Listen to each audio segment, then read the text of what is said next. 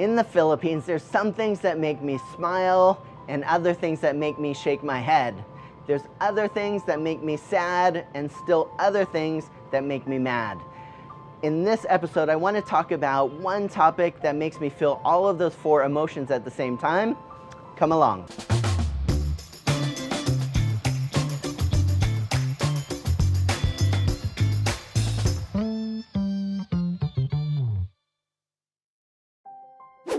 So first I need to say that if you're from the Philippines and you're hearing what I say about this topic, you might think that I don't know anything about what I'm talking about. And if you do, I just ask that you hear me out to the end of this video to see all of my thoughts and let me know what you think about in the comments below. If you're not from the Philippines, you might say this topic doesn't have anything to do with me, but I still believe that there's a lot that you can learn as a foreigner not living in the Philippines about this topic as well. In America and in the Philippines, there's some words that we use that's the exact same word, but we use them in very different ways. And one of them is the heart of this video, and that's the word breadwinner. In America, if you were to go back many decades, if somebody was to think about what a breadwinner was, normally they would think about a parent, often in those days a husband that would go off to work, make some money, and they would be the breadwinner to provide for their wife and children. Fast forward, that really hasn't been what a breadwinner has been in America for a long time. Nowadays, it might be a wife that is the breadwinner supporting a husband and kids, or more often than that, it's both wife and husband that are just trying to make it by. It's so expensive living in the US, and so both husband and wife are often breadwinner, trying to make ends meet, providing for themselves and their kids because it's just simply so hard. But in America, a breadwinner is mostly an adult that's out there trying to make it happen, providing for themselves and for their family.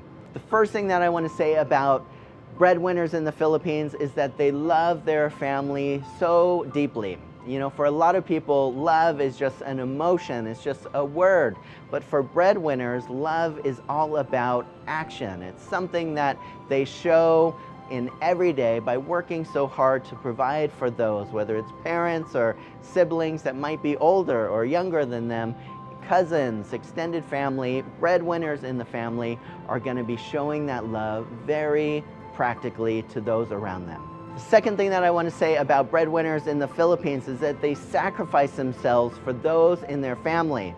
In Philippine culture, quite unlike a lot of Western culture, they want to be close, living next to family members. They really support each other. They enjoy each other's companies. If they're 18 years old, that certainly doesn't mean that they're planning on leaving the house any second in Filipino culture, except for breadwinners. If they can't find work where they are, they're going to travel a long way for work each day and back, or they might even travel to another city, another province. And in a lot of cases, there's OFWs in the Philippines, overseas workers that will leave their country and all of their support system that means so much to them here, and they're going to work as a helper, or they're going to work in a restaurant, or any job that they could find in another culture overseas. I know where I am, so many people will leave the Philippines and they'll go to a Middle Eastern country or a culture that is quite a bit different than their own to be able to send back just a little bit more than they would otherwise if they were working right here in the Philippines. So that sense of sacrifice for breadwinners is something that is part of their day-to-day life. Whatever it takes for them to give to their family, they're going to make it happen. The third thing that I want to talk about breadwinners in the Philippines is that they have a very deep sense of accountability to their whole family.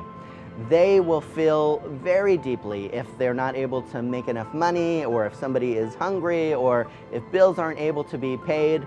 They'll feel as if they have the whole weight of the world on their shoulders. And this is one of the deepest struggles that I have, because I think so often that accountability seems like it's one way, where breadwinners will feel so deeply that sense of accountability, and I'm not sure that that's always reciprocated by those in families.